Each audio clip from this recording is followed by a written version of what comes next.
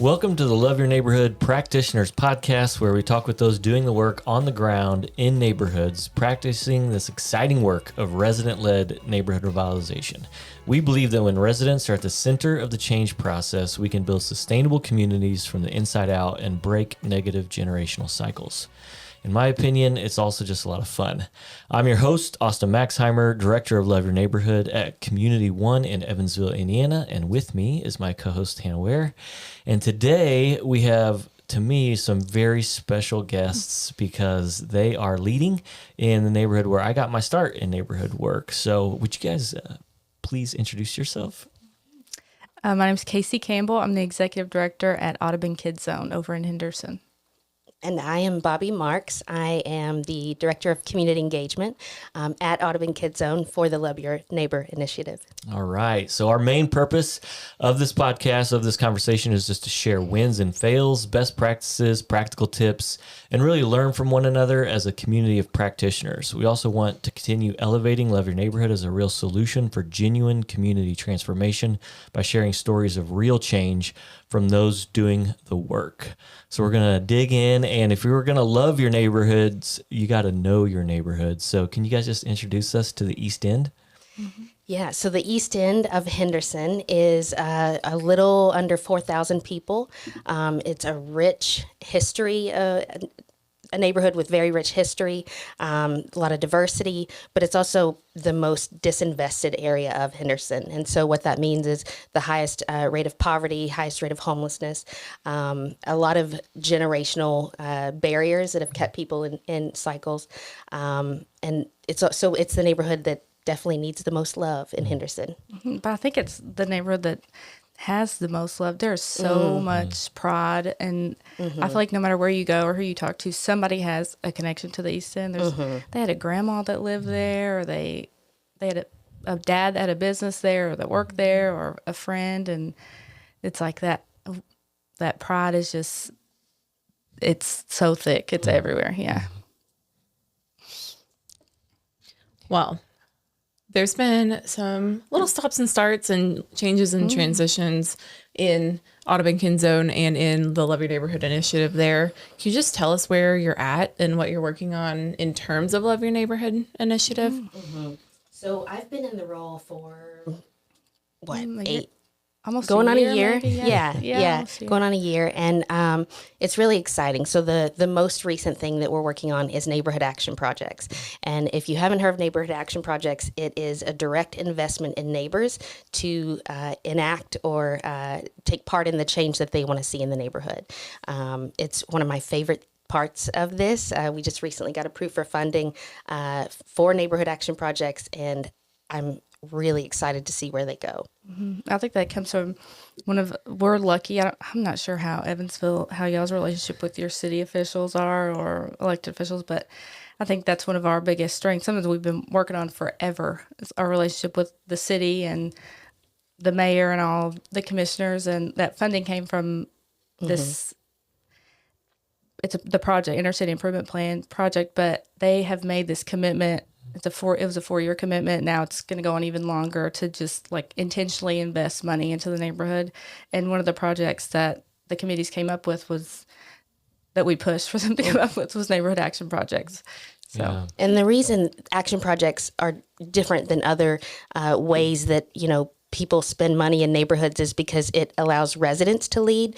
So it's not trying to fix the neighborhood from the outside. It's allowing the residents to, again, be the change that they want to see and decide to them what means the most and what would impact the neighborhood and what really would change the lives of neighbors. Yeah, and every neighborhood is so unique. Every city's so different. And you had mentioned like the unique dynamics in Henderson being a little smaller, everyone kind of having this memory of the East End. And so I one of the things, Love Your Neighbor initiative is resident centric. It's resident voice, resident hopefully enacted.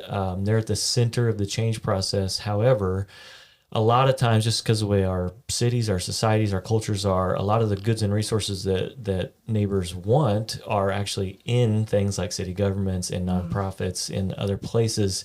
And so part of the role of a lead agency that's enacting this is to build stakeholder engagement, stakeholder relationships. So just talking about that inner city improvement plan, what are some like the very practical things that you guys have done to advocate for neighbors, to bring those resources into the neighborhood? Like, what are the very tangible things that you guys have done? So the first thing that comes to mind is the whole idea of the inner city improvement projects were to allow the residents to decide how money is spent in the East End. And so it's not a like top down, approach to fixing things. It's more of like fixing it from the inside out. And so what we had noticed, so we're in year 4 of these of this improvement plan. What we had noticed in the years past is a lot of the committees, a majority of the committees were made up of people outside of the neighborhood. So the idea was good, but it was kind of falling into the same pattern of people on the outside deciding what needed to be fixed on the inside. It was like 17% of East End residents made up the committees. That's not what we're doing here. It's not, and that's not that's not the idea of it, and it's not how things are really going to change. And so we were very vocal with with people in the city running it, and thankfully they were receptive to our feedback, and they actually came to us before this year, before everything was planned out this year, and they were like, what can we do better? What do you, in your opinion, you're in the East End every day, you're doing the work. How do you think we should proceed, or what changes should be made? What is working, what's not working?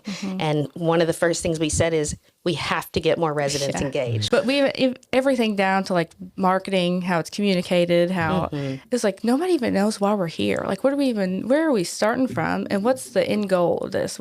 There's no shared vision. There's no just we have this bucket of money and let's spend it. There's no guardrails or anything, and that. But this year's much better. We're hopeful. Yeah. How did you guys, build that trust with those stakeholders where they did come to you? Like, I don't think they had a choice. Persistence. Persistence. We were a pretty loud voice in the room, in every room we were in. And so definitely, more resident engagement was probably the first thing. The second thing was what Kacee mentioned, changing the language, something as simple as like, instead of calling them inner city improvement committees, let's call them teams, It's intimidating, yeah. It is. I think they kind of they knew where we were coming from. We know we need them just as much as they need us. We have mutual respect, and we're all experts in our own thing, and I'm thankful that they respect that and they can come to us. But yeah, they sometimes just asking a question to get that mind shift of like, oh, I didn't even think about that. I didn't even think about wording it like that, or that's from marketing to education, and now we had an orientation this year that was big. And even communication, part of the frustration I think in what was keeping residents from getting involved is a lot of the projects that people had voted on and were being implemented, they're really slow going in terms of progress, and a lot of it's behind the scenes. And so for a lot of people, you just assume nothing's happening. Oh, well, that's just, whatever. But another thing we talked about is we have to have more communication. Yeah. We have to have someone conveying where we are, even if it's going to be a while. Here's where we are in the process, and here's what's next. And that alone, will keep the momentum going to some degree, because I think that is another reason why people kind of fizzle out with this type of thing. How have you used your relationships in the neighborhood, like your engagement database, or the people that you've known, to invite people to that inner city improvement plan, or invite more residents into deeper engagement and more action? One of the things I've been trying to do recently is just reach out. So there were a lot of people in our database that were in the database when I inherited it. And so I didn't have the connection with them. Maybe I hadn't met them yet. And so just reaching out with a phone call or a text message. We even went out last week, just knocked on doors and passed out. We printed 40 flyers and we're like, let's go hit 40 or 50 doors in our neighborhood. And we had great conversation. And that led to one of the highest attended meetings we've had in a long time. Just simple things like that. Yeah, keeping residents first and remembering that you do have that data and you do have those people who are already met at one point. So that's a connection point. And I think our staff is a huge thing. Everybody, we used to not be so neighborhood focused, and now that we are, it's everybody loves this work. So we have like Miss Mary, everybody calls her the Queen of Henderson because she knows everybody.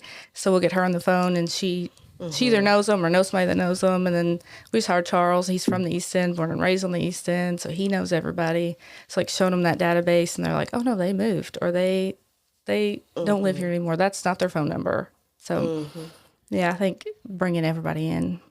Yeah, you guys have, to put it mildly, have went through some significant organizational changes over the last 18 months or so. Yeah.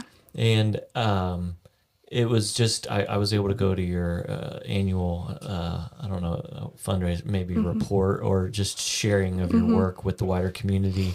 And it was just so encouraging to hear how you've kind of put the neighborhood as a whole at the center of Ottaban Kid Zone. And so as you guys went through that transition and shift, what was the benefits of Love Your Neighborhood into that? Where's the mission alignment? Like, how does it benefit? How does using this approach benefit your guys' mission and vision, and really even operation for what you guys are wanting to do as an organization? Yeah, so when AKZ started, we were really an after-school program. I think we were mostly tutoring and all that, and we were that way for probably 8 or 9 years. And I stepped into this role in May of 24. So I guess it's probably June or so. I have these weird dreams, the weirdest dreams that ever. But I had a dream that I was like sitting in this movie theater, and Jamie Levy and Jesus were in the bottom of standing in front of the movie theater. And on the screen, there was like this, I had the Post-it note that I did. The next day I came in, I was like, Bobbi Jo, what does this even mean? But there's like this, on the screen, there was like a heart on one side and like all these X's on the other. And I was like, what is that?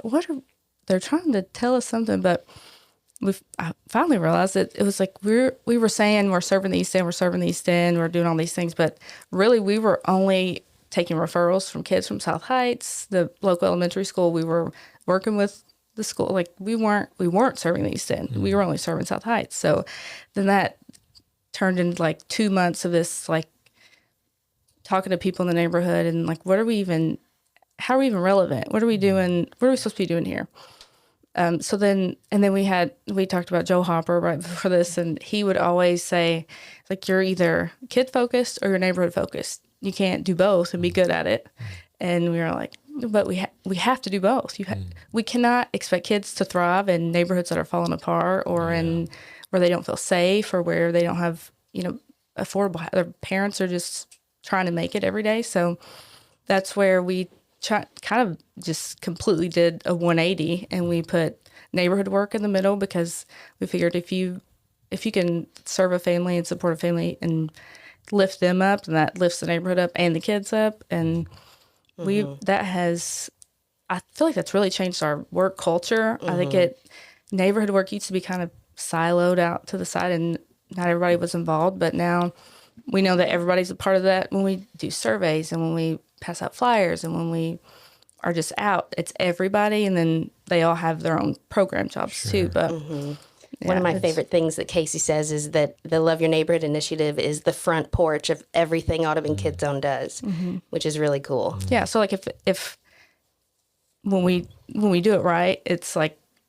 we're in the neighborhood, we meet people, and then we just kind of funnel them into like our early learning, or after school, or a family advocate, or our mental health people. Yeah. It has to be. It makes things so much easier when you focus on the wide thing. And then, neighbors have to know their neighbors. You have people have to be connected, and when the neighbors are thriving, it trickles down to the kids. I mean, that's the goal. We all want our neighbors to watch out for our kids. We want, we want everybody to feel safe and supported. And to me, it makes it a more like holistic approach when we're not just looking at things like incrementally. Let's zoom out and look at the big picture of where our kids are playing, and what the home life is like, and Yeah. like you said, the housing affordability and all of it.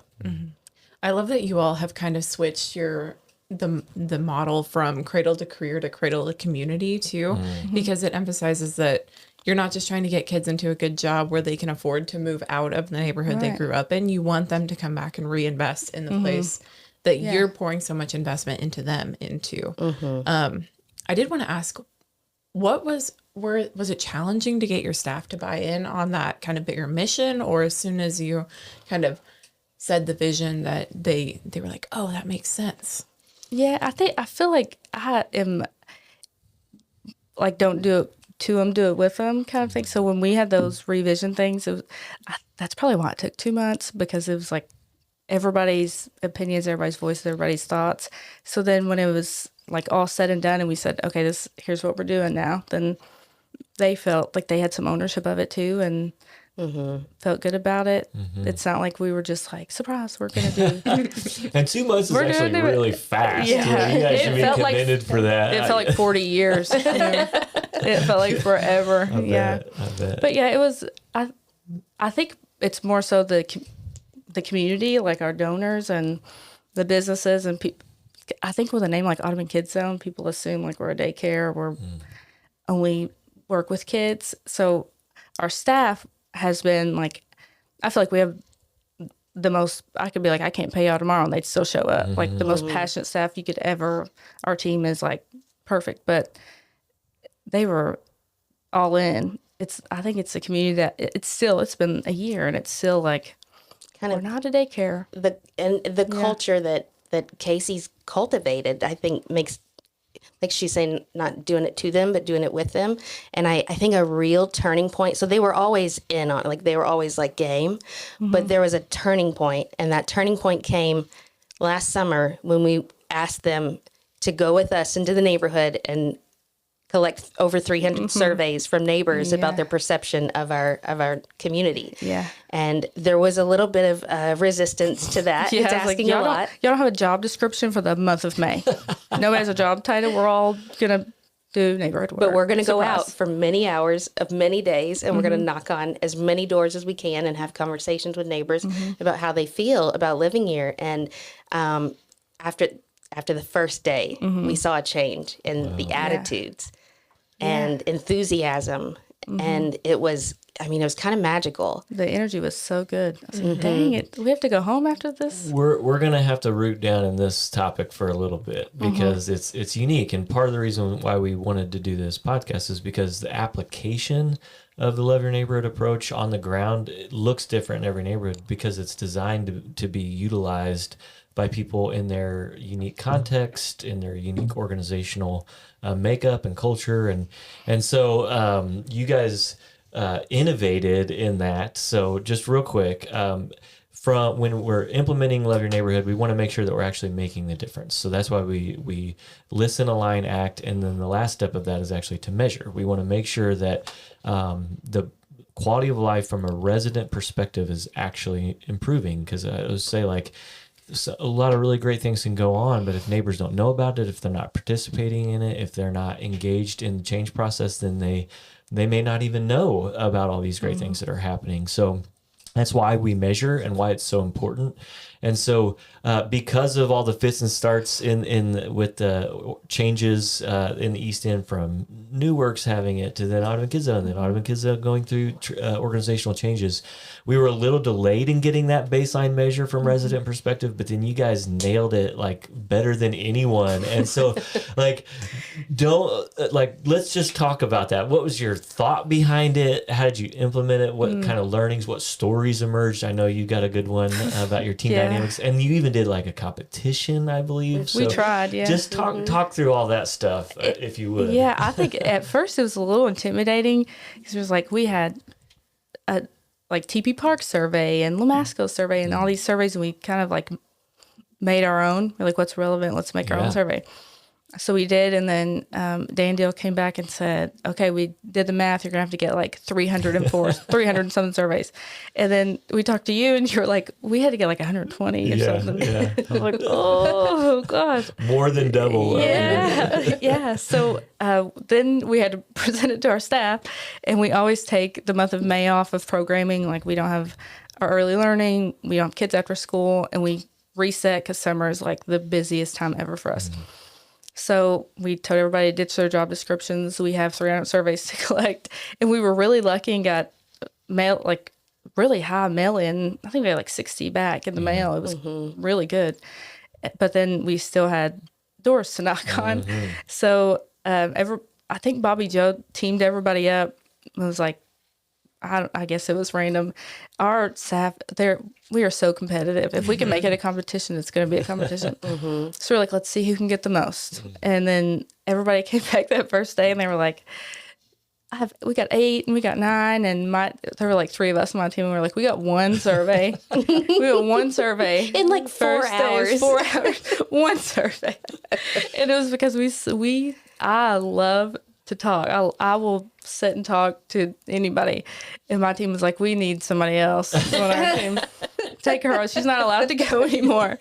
So we sat on this lady's porch for like an hour and a half, and then the next was the same. He didn't even do a survey. His address was on the list of surveys. And we forgot to even give him when we talked, and then it started raining, so we like went back. It was a whole thing. Yeah. So then they were like, Dan was like, don't go into anybody's houses. Don't do like all these safety things. And like the second day, we like shared location, and they were looking for me, and they were like, surely she's not inside this lady's, surely she's not. And they left me there the whole time. They got like 8 surveys that day, but they left me in that lady's house. We're getting selfies of like them on people's couches with their animals. Yeah. Holding baby kittens. Yeah. But I think we did it. I'm convinced we broke a record. It only took us 2 weeks to collect. I think we got like 304 surveys, and that was a turning point. But we've used that information so many times. Yeah. I mean, with the city, we shared with the city, with the police department, with businesses and the school, and not only was it rewarding for us. Like we got the data, but also we made connections in the neighborhood. Like Kacee said, one of the things that we've struggled with a name like Ottaban Kid Zone is people just think we're a daycare or an after-school program, and so people didn't understand. It turns out when you walk down the sidewalk with clipboards in your hand, people are like, what are y'all doing? Why are you here? Yeah. And so we had incredible conversations with neighbors that we otherwise wouldn't have, because they don't know who we are and we didn't know who they were. That was my favorite part. Maybe a practical question is, whenever you were about to send your staff out, how did you equip them? Like, what did you give them in their backpacks on their clipboards so that they were prepared to go out and meet neighbors? We kind of explained the importance of the conversation. So, yes, it's important to get the surveys done, but the connection is also really important. So if you get the opportunity, if you have the you may have people that want to take your clipboard in and do the survey in their house and then hand it back out the door. You wait on the porch and they hand it back out the door. And that's okay if that's what neighbors want to do. But if you have the gems that want you, to sit and have a conversation with them, please do. Like, yes, we are encouraging you to get as many as you can, but also this is all for nothing if we're not making connections along the way. And they took that so serious, because like one of our staff, this lady was mowing her grass, and somebody sent a picture of him mowing the grass, and she's like sitting on the swing doing the survey. And like, whatever it takes. That's a good incentive. Yeah. I would do a survey if somebody mow my yard for me. I'd do all the surveys you want. And 5 bodega bucks. That's That was one thing we did put in their backpack is water and bodega bucks. So there's a delicious little bodega across from Ottaban Kid Zone, and we partnered with them. So we had $5 for everybody. $5 at the bodega for anybody that filled out a survey. So that was nice motivation. Yeah. And at least one more on this one, because I think you talked about the change that happened in your staff. And I remember sitting in kind of like the debrief time, and I think it was Ron's son, is that Clint. correct? Had went from like very skeptical, didn't want to do it, to sharing what he had learned, did all those kind of like anxieties had kind of melted away when he actually went and practiced the work. And I think that's a really important principle of like, we build things up in our minds, but then when we go and when we get out in the community where people are, a lot of those perceptions or internal struggles just kind of disappear when you get next shoulder to shoulder with people. So like, what was there, like, what formed in your staff from that you've seen that has taken forward into their work in the future? Clint spoke for a lot of the staff when he voiced that the concerns or the worries, the anxiety, that he had before. I felt the same. I felt the same way. It's easy to let the voice in your head nag at you and say, like, these people don't want you knocking on their door, and these folks don't want to be bothered by this. Everybody's busy. But after the first hour, it was very obvious. People want to talk about the neighborhood they live in. Yeah. They know how important it is to, somewhere, whether it's front of mind or not, they understand the importance of the neighborhood and they actually want to engage about it. It was so obvious almost immediately. And, you could feel it. It was palpable. And once you got a couple examples of that, like, you realize that little voice is full of it, and you don't pay attention to it because it really, people do want it. Yeah, it's like like my mom. When I told my mom that we were doing this, I was like, "We're gonna knock on doors every afternoon," and she's like, "No, you're not. No, you're not. And it's unsafe, and people don't care, and whatever." And that's not the truth at all. It's really safe. It was, everybody cares. It was such a warm and like loving reception for the most part that you couldn't help, like, it gave you energy every day. We were sad when it ended. Can we go to 400? Yeah. Dan would have loved that. Oh, he would have. The more data, the better. Yeah. Now, you mentioned afternoon, but you also went like on a Sunday. Like, you guys we went like 2 weekends. Did you find that, was there a time that you felt like people were more receptive? Before dinner. I want to learn from you guys. Yeah. If there's a sweet spot, it's going to be before dinner, like late afternoon, early evening, Saturdays and Sundays. Yeah, we did. We try to do like Sundays, like before evening church, after lunch. Yeah. And that was pretty good, especially because the weather was starting to get nice and everybody was outside. And then Saturdays, kind of early afternoon, everybody was starting to have yard sales and do the whole spring cleaning thing. That was better. A lot of people were at work in the afternoons during the week, and so we did have. So we shifted to evenings, like we did till 6 or 7 on some evenings, some weekday evenings, and it was kind of like, when would we want someone to knock on our door? Yeah, we kind of had to put ourselves in the places of our neighbors. That's good. Yeah, I love that perspective too, because so many times we forget that the people we work with are just like us. And I wouldn't want somebody knocking on my door at 10 o'clock in the morning or 9 o'clock. I'm at work. What did you see when you were walking through the neighborhood that broke your heart and broke your staff's heart? That's a good one. A lot of the things that we address in the inner city improvement plan, which is the blighted houses, the abandoned properties, and like I think that's one thing that we are constantly fighting is like the neighbors and people that live beside them, kids that are playing in front of them. It's like there's so many properties that are owned by, like, they're in an estate or they are owned by somebody that doesn't live here and an out of town corporation, and they're just left. And like, we have such a housing crisis, and then we have kids that are playing and neighbors that want their areas to look nice, and then we have all these just houses that have just been left and nobody's there. And businesses, like Kacee mentioned at the beginning, there's a rich history to the East End. That Letcher Street corridor, there are so many businesses that were something that are embedded in memories from childhood, and like generations of families owned a certain business, and now it's just an abandoned building. That's really, really sad. Can you point to things throughout history that kind of happened in Henderson that led to the decline of the Letcher Street corridor? We've asked that everywhere. We're like, what? When was it? Because like there's like COVID, and I mean, it was way before then, but it's like, I don't think anybody can pinpoint, like Like a slow trickle out of I resources. believe that's Yeah. it. Yeah. Yeah. I believe that's it. Well, one of the things about investment is just a practical reality is that when investment goes in one area, resources are relatively limited when they're concentrated in a small thing. So as the development sprawled into the county in Henderson, as development went downtown, those investments for development, they just necessarily aren't going to happen in the inner city. But that's one of the beautiful things about a Love Your Neighborhood approach to neighborhood revitalization, is that it's truly believing that all the resources are already latent in the community, and we just need to activate them and draw them out. So thank you guys for doing that hard, difficult work.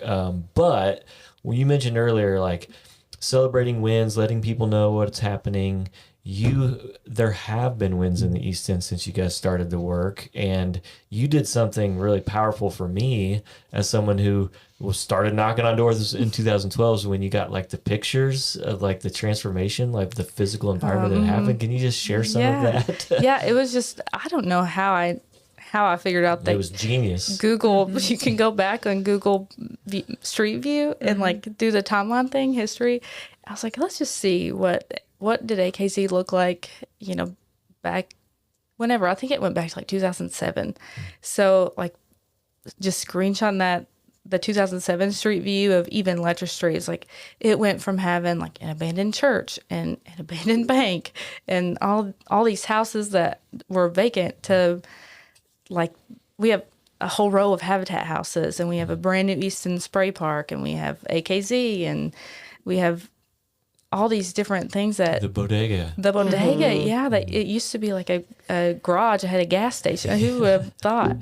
And yeah, it was. But it was things that nobody has paid attention to or noticed. It's just like a slow, the slow transformation. And then when you go back and you're like, oh wow, like things really have changed. Things really are changing, and I think it's just needing the proof of like, here's where we were and here's where we are now. Yeah. What was people's reception to that? Like, Oh, they loved did it. click for them? Yeah. Like, oh, things have changed. Yeah, they loved it. And then there's this historichenderson.com. They have so many old pictures of the East End and old businesses that used to be there, and just like pictures of like from the newspaper of like a wreck that happened on Alvasia, and you're like, oh look, that's where my grandma used to live. And so digging through pictures and just putting them out there is super powerful. Yeah.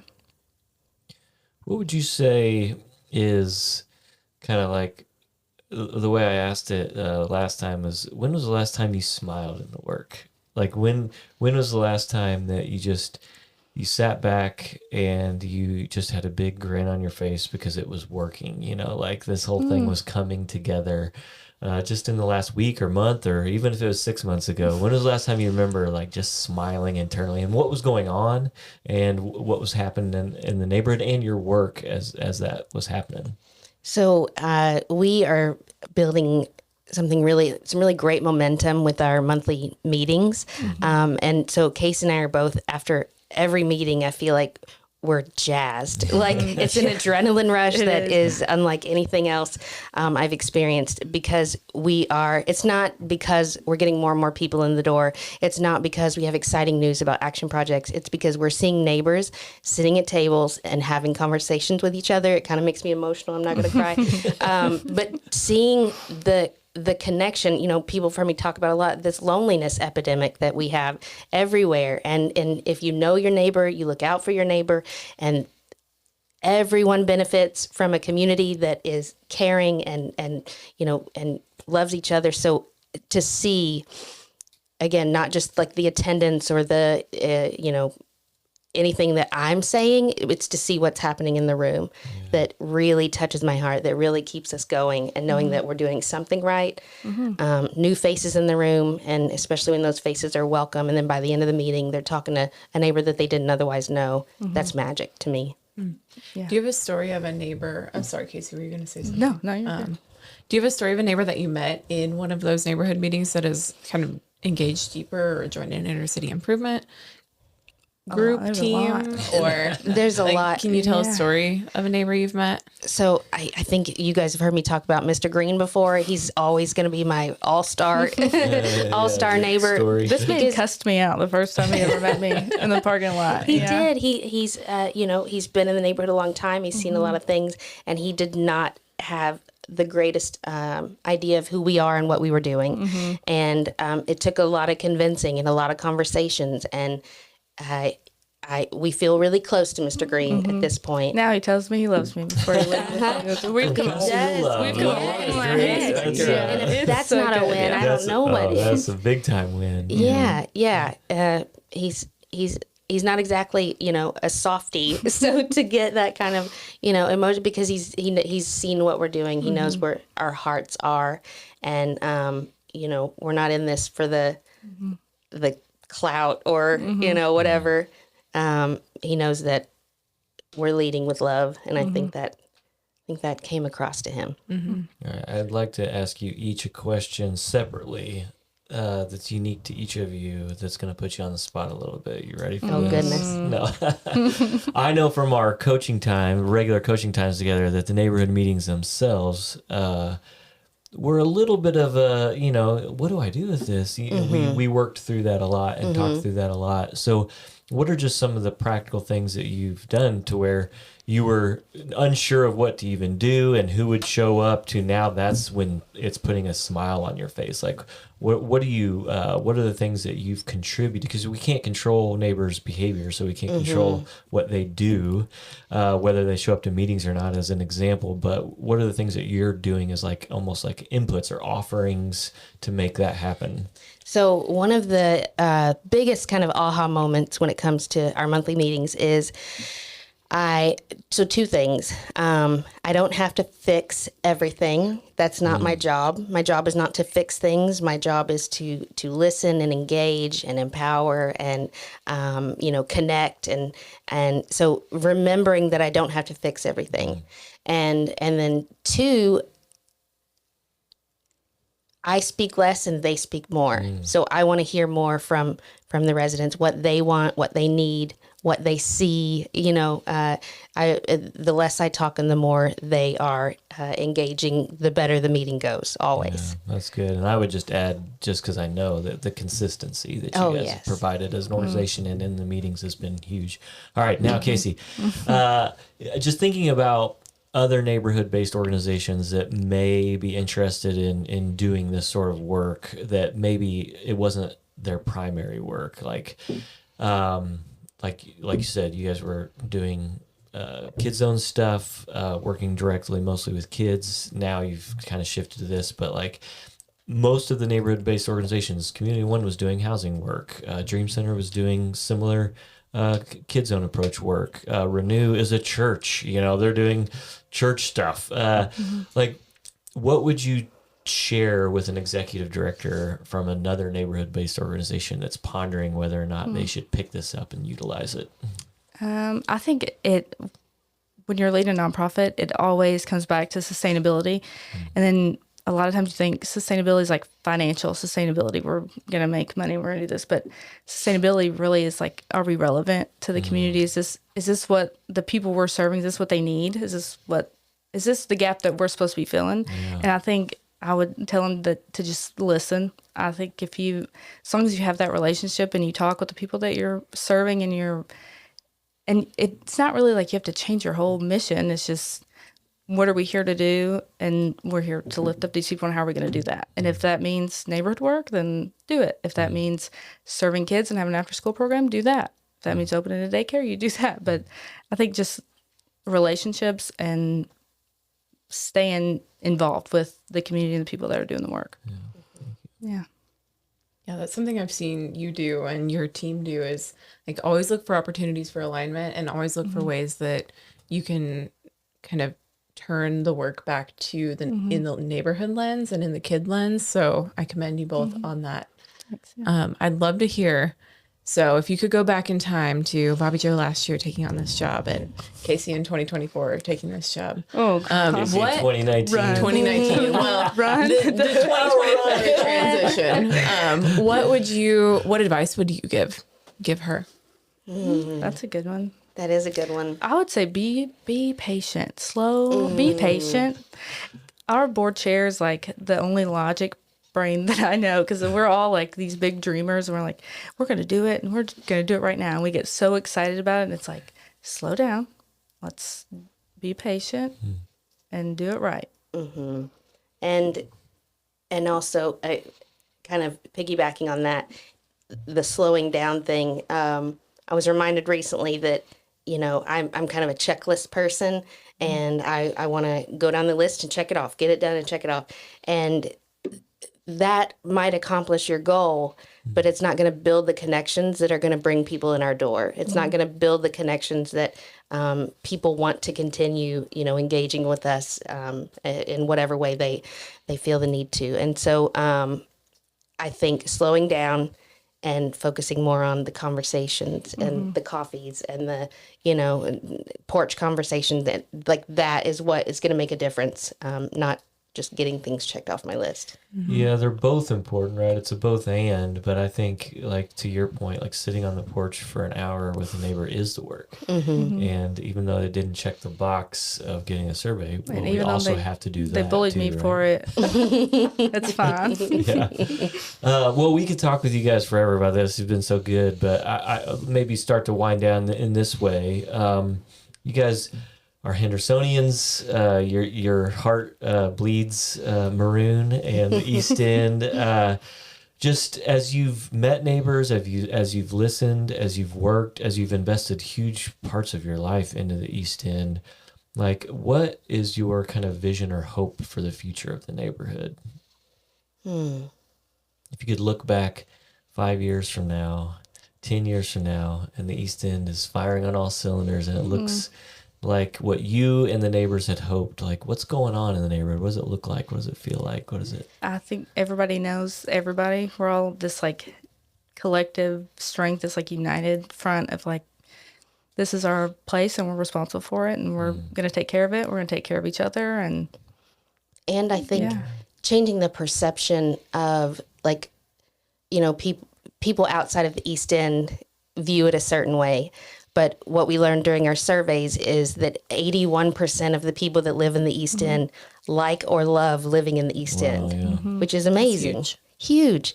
And so I think one way to help change that perception outside of the East End is for our residents to feel heard. And so for our, less than a third of the residents feel like the city listens to them when it comes to decisions about our neighborhood.